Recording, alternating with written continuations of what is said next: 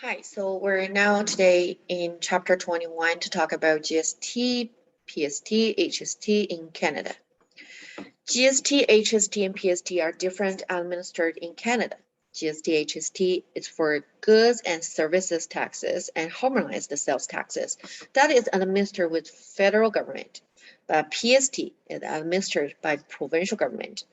So when you cross Canada, the rate of PST varies from province to province. For example, the GST only is in Alberta.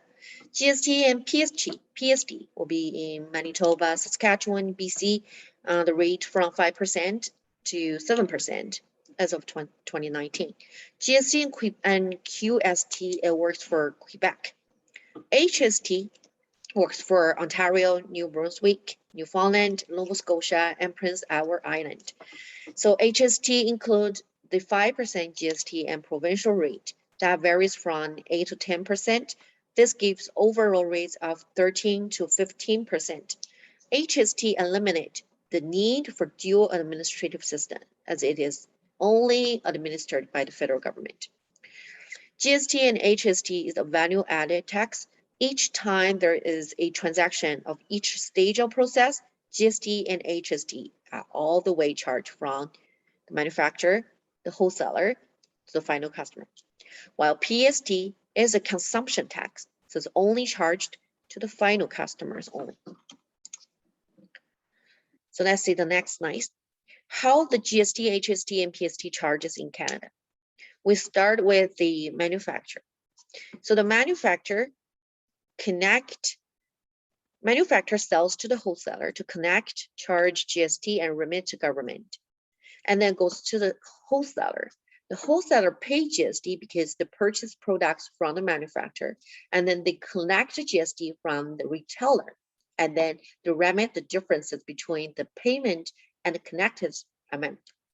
For retailer, they pay the GST to wholesaler because they purchase the products from the wholesaler, and then they connect the GST from the customer, and then remit his differences to the government.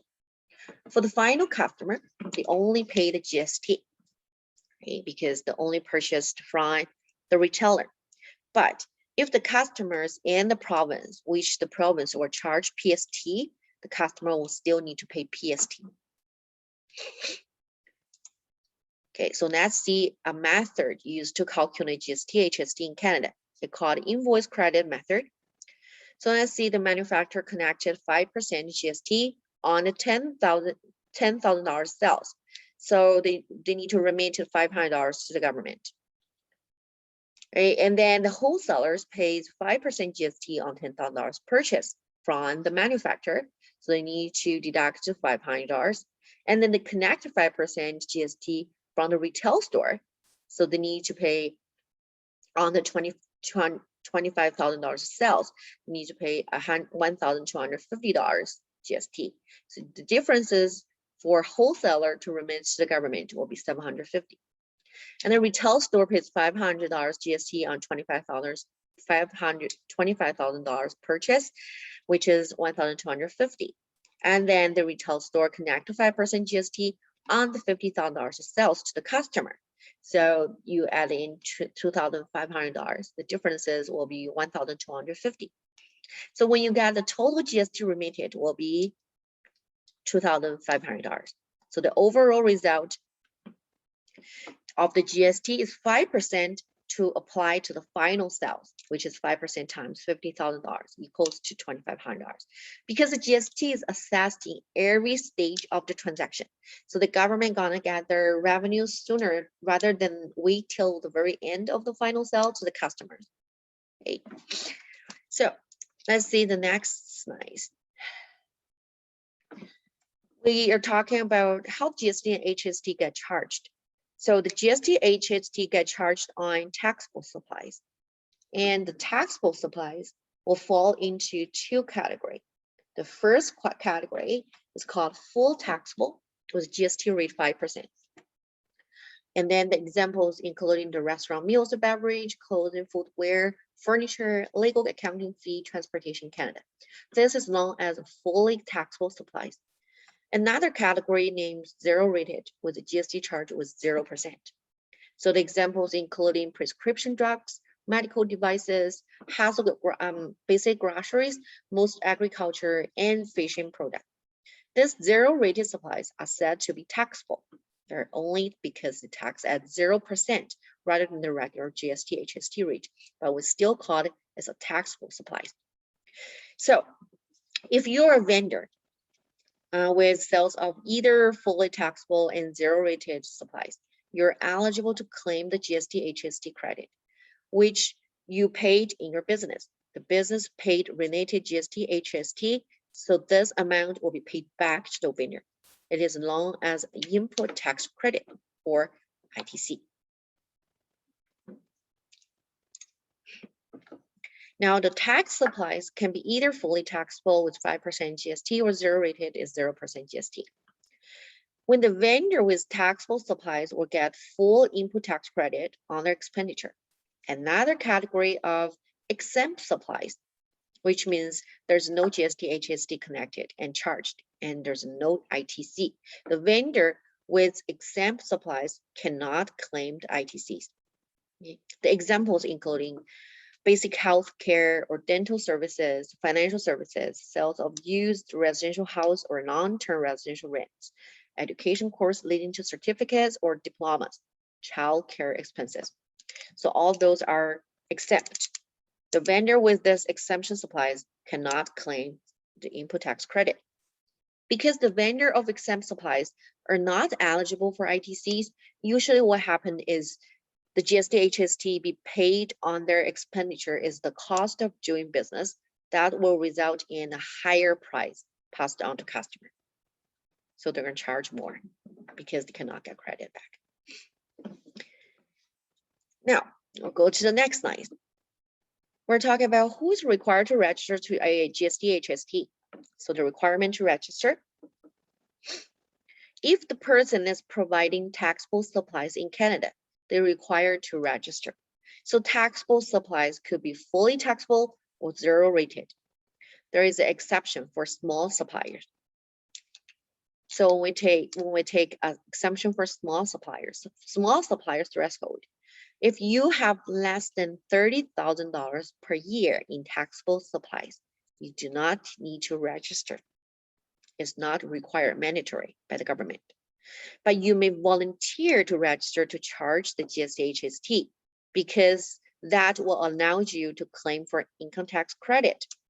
If you volunteer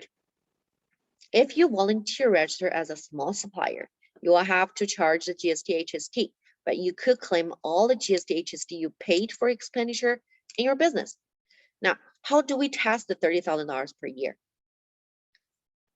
There are going to be two different methods. One is the last 4 calendar quarter test and single calendar quarter test. We're going to see some examples. So the first one, the last 4 calendar quarter test. Based on the last 4 quarter test, we need to figure out in which quarter that exceeds the $30,000. So when you take a look at the question, ABC company opened on July 1st, 2020 and earned the following revenue from taxable supplies during the following quarters. Quarter 1, $10,000. Quarter 2, $8,000. 3, $20,000. 4, April to June. So it will be quarter 3, right? As the revenue accumulated from July, the $10,000 plus $8,000 plus $20,000, so equals to $38,000. It's more than $30,000 in the minimum. So that is quarter 3. Is January to March quarter. The rule states that you will cease to become a small supplier at the end of the month following the quarter, which is $30,000 limit will exist. You will start to claim GST PST. So from this question, the end of the quarter is March the 31st. But when you take a look at the quarter is January to March, right? So the end of the quarter will be March the 31st. And the end of the month following will be April the 30th. So April the 30th, they exceed to be small supplier on the first day after May 1st. They start charging and collecting GST HST. So after April 30th, they must start doing to connecting and charging GST and HST. So on the very first sales on March 1st, 29 days after first sale, they must formally register. So you can see from that specific examples, right? Because March the 30th will be the end of the following month. So that's from that date, actually it's April the 1st, or I mean, end of the quarter is March 31st. So the end of the month following will be the April the 30th. So they need to start charging the GST and HST on May the 1st and onwards. And then they need to formally registered in 29 days after the first sale. So on the very first sale on March 1st, 29 days after first sale, they must formally register. So that is for the last 4 calendar quarter test. And then the next one, we'll see the calendar quarter test. This is kind of is a single quarter. So this is exceed in a single quarter. And we'll take a look at examples. A Inc. company opened on January 1st, 2020 and earned the following revenue, right? Quarter 1, 10,000, quarter 2, 38,000, quarter 3, 5,000, quarter 4, 1,000. As A Inc. company exceeds the 30,000 in the single second quarter. So the A company must start connecting GST and HST on the sales that cost the $30,000 limit to exceed in that quarter. And the sales, the quarter 2, the sales that cost them to exceed $30,000 is, so if this business is a small supplier and have not registered for GST, HST, and they know that in a certain quarter, they're likely to exceed the $30,000 threshold, they have to track all the sales. And on the sales that cost them to exceed the $30,000 in a single quarter, they have to start connecting and charging GST on that sales onward. So that day is known as the deemed registration day. And also, within the 29 days from the deemed registration date, they must formally register. So that is how the single quarter method works. Now we're talking about the ITC, the input tax credit. So the ITC fall into 2 categories, and the ITC on current expenditure. There's no matching with revenue earned required. ITC on inventory purchases may be claimed at time of purchase, not when inventory is sold. If all or the partial of 90% or more of current expenditure used in commercial activities, they can claim all the input tax credit. If it's 10% to 90% used for commercial activities, you can pre-read claim for ITC. If it's less than 10%, then there's no ITC may be claimed. We're going to talk about some examples later. So when we talk about ITC on capital expenditure, there's no matching with revenue earned or required. ITC may be claimed at the time of purchase. The capital expenditure and the current expenditure, you know the differences, okay?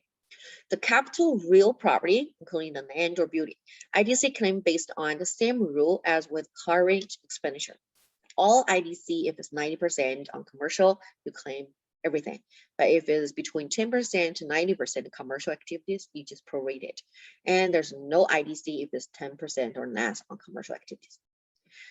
The capital personal property, other than the real property, like furnitures, right? So those are assets used primarily more than 50% in commercial activities, then all ITC claimed.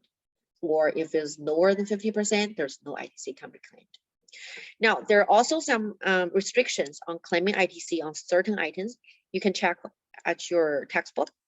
For example, for income tax rules, you can only claim 50% of the meal and entertainment. So if you are claiming the ITC on those meals and entertainment expenses, you could only claim 50% of that GST and HST paid on these expenses. So it's half of the meal and entertainment expenses can be claimed, and then half of the GST, HST paid on those expenses as well. So you can check your textbook for those restrictions. Okay. Now we will see the quick method. For relief for small business. As a small business, a lot of bookkeepings to keep track of all the inputs, tax credit. So there is a quick method that's available. Now, this quick method is only available if the business has less than $400,000 of taxable sales. The business still need to connect to usual GST, HST on their taxable sales, so they will have to charge customer if they're in the province with 5% GST on those fully taxable supplies. But in terms of input tax credit, they do not have to track them. However, for this specific capital expenditure, they will get a full ITC for capital expenditures. But in terms of the input tax credit on current expenditure, they do not have to go and track all this amount. So what is happening is that depending on the province they're in, they're gonna remit the GST, HST based on the percentage of GST, HST inclusive sales. The percentage varies by province. When you take a look at the tax book, you can see those different percentage rate in different provinces. Now this percentage, this percentage is very depends on if the business is a retailer, like a retail store, or service provider, like a hair salon. Normally, the higher the rate, the percentage, then the more the business will have to remit. The hair salon, for example, as a service provider, I generally have a higher rate because they generally have less expenditures. There's also, when you have 1% credit on the first $30,000 taxable sales, this will reduce the amount the business will have to send into the government. So we'll see some examples on that quick method. Now, when we take a look at the quick method, the retail store in BC has annual sales of $125,000, resulting in GST included sales of $131,250. In addition, there are $20,000 in capital expenditures, assuming BC quick method rate is 1.8%.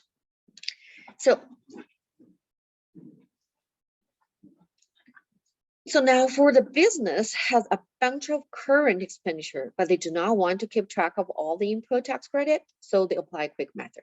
However, for this specific questions, for capital expenditure, they spend $20,000 and they will have to keep track it input tax credits from capital expenditure because they could claim it separately.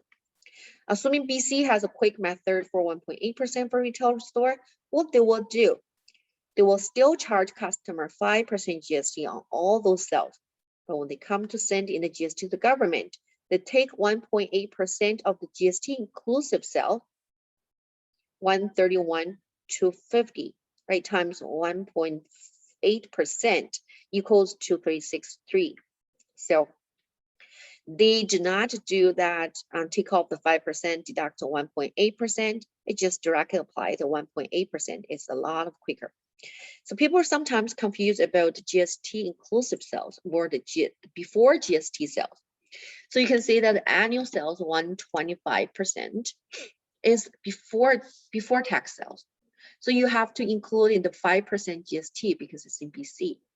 So you use 125,000 times 1 plus 5%. So it's $125,000 times 105%. 105%, you get into 131,250. So that is the all-inclusive sales with GST, right? So this is the amount to times the quick method rate, 1.8%. So that's why it comes out with 2,363. Now, because the first $30,000 can apply the 1% credit, so they got $300 deducted. And they also got claimed ITC on capital expenditure separately. So they got 5% times $20,000 equals to 10,000, assuming there's 100% used in the business. The capital expenditure, 100% used for business. So the GST payable for this example will be $1,063. This is a quick method examples, a lot easier than you have to track all the ITCs, right? From the manufacturer, from the retailer, from everything. So this is much quicker. It's a quick method. Now the next method we're talking about is a simplified ITC method. So so we talk about simplified ITC method. It still need to connect to GST HST as the quick method as well. The ITC based on the multiplier applied to most purchase. The multiplier, how are you going to calculate the multiplier? You use your GST HST rate, see 5%, divide by 100 plus the 5% GST rate.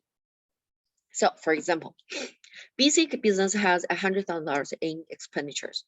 We use the simplified method to calculate the ITC. We'll use this $100,000 purchases, expenditures times 5% GST divided by 100 plus the 5% GST is 105. So it equals to 4,762. So after calculation, the ITC equals to 4,762. Now we still need to figure out the total GST connected. And then is the total GST connected, okay? And then to deduct this ITC 4762, that will equals to the total amount they need to remit it to the government. Okay, so use the total connected GST, deduct the ITC credit is 4762 equals the total amount they need to remit to the government. Now there are some expenditures exclusion. So exclusion including the purchase made on zero-rated or exempt supplies, capital expenditures on real property, there will be separate ITC amount. Purchase from non-registration. See if it's a small suppliers that not charge GST, so there's not included. And expenses not eligible for ITCs. See the 50% of the meal entertainment is not eligible for ITC. So that is the simplified ITC method. Now we'll go down to following requirement. How frequent a business is required to file their GST HST return depends on the level of sales. So if the taxable sales more than 6 million, you need to file your GST return monthly.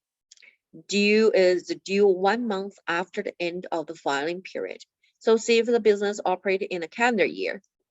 So GST return for January will be due at the end of the February. So 1 month later. If it's taxable sales between $1,500,000 and $1 and 6 million, you have to file your taxes in your GST return in quarterly, right? It is due on 1 month after the end of the filing period. So the same examples, if it's business operate in calendar year, the first quarter is January to March the 31st. So the GST return will be due on 1 month later, April the 30th. So if your taxable income, the taxable sales is less than, the taxable sales is less than $1,500,000 or $1, you need to file your GST return annually. It is due 3 months after the end of the filing period. So the basic due on March the 1st of the following year. If it's in a calendar year, right? 3 months later. So it's March 1st date. But there's also extensions for individuals like small business was June 15th for T1 filing due date. Now, they may adopt greater frequency filings. For example, quarterly filers may adopt wanted to file like monthly, or annual filers wanted to file quarterly or monthly. Why they want to do that is because they may know that they have a lot of ITC available during the year, and they want to get the money back a bit sooner. So that might be the reason they want to adopt a greater frequency filing. And then the next one, we're going to talk about, GST, HST procedures and for payment and installment. So payment is due when returns are due, except annual filers with a June 15th filing due date, they must pay by April 30th. So we know that the annual filers for business, they can file on June the 15th for business filing deadline. But if they owe money, if they need to make a payment for the GST and HST return, they must pay by April 30th. Okay, so keep that in mind. The April 30th is the due date for payment. Installments not required for monthly or quarterly filers. And annual filers may be required to pay quarter installment if the GST HST remitted for previous years was 3,000 or more. And each quarter installments, how are you going to calculate that? Is 1/4, 1/4 of the net tax owing from the previous years. It's a very simple, straightforward calculation. Due 1 month after end of each quarter. So for calendar annual filers, so it's due on April 30th, 1 month after end of each quarter, right? So the quarter first is January to March. So the first quarter due will be April the 30th. Same calculation. And for July 31st, October 31st, and January 31st. Now we are talking about the GST HST new housing rebate. So GST HST applies to residential property only on the first sale of a new home. If this new home is resold in substantially unaltered condition, there's no GST HST will apply.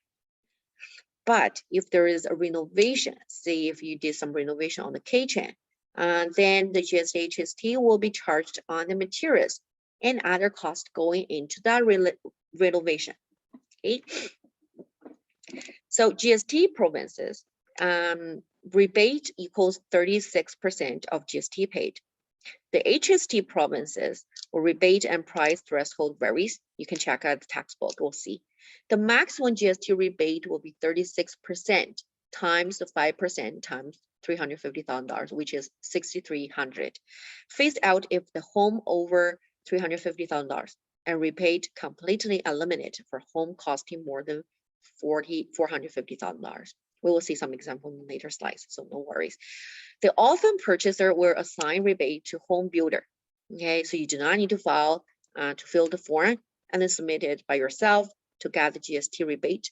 You can just assign a rebate to the home builder, the vendor, and the vendor will deduct that rebate amount from the total purchase price for the house and then just save some energies of the home buyers. Now we see a little bit examples on how to calculate this house rebate. So the GST rebate, the formula will be A times $450,000 divided by B and divide by $100,000, where this A equals to the lesser of 36% of the GST paid or the $6,300. Okay, the $6,300 is what we calculated before.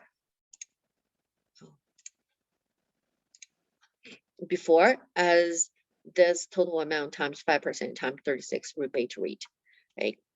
So lesser of A or either B. So B equals the greater of $350,000 and the cost of the home. Now, so if the home is over $450,000, then this is equals to 0. Then there's no rebate at all. So that's why we said that if your house costs you more than $450,000, then there's no GST rebate. Now, give examples.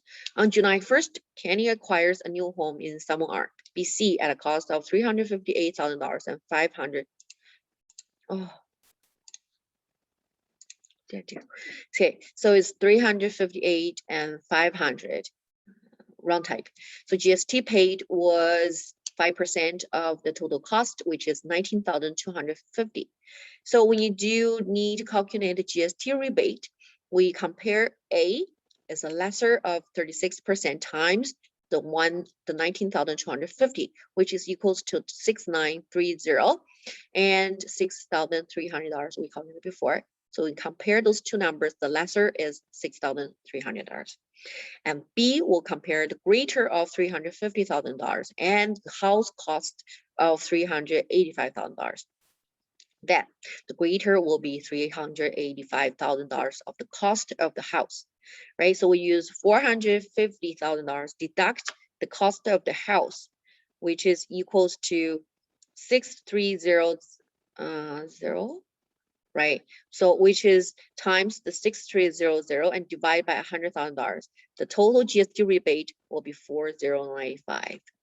So if your house is no more than $450,000 value, and then you could do the GST rebate calculation, and then you have your rebate for there's 95.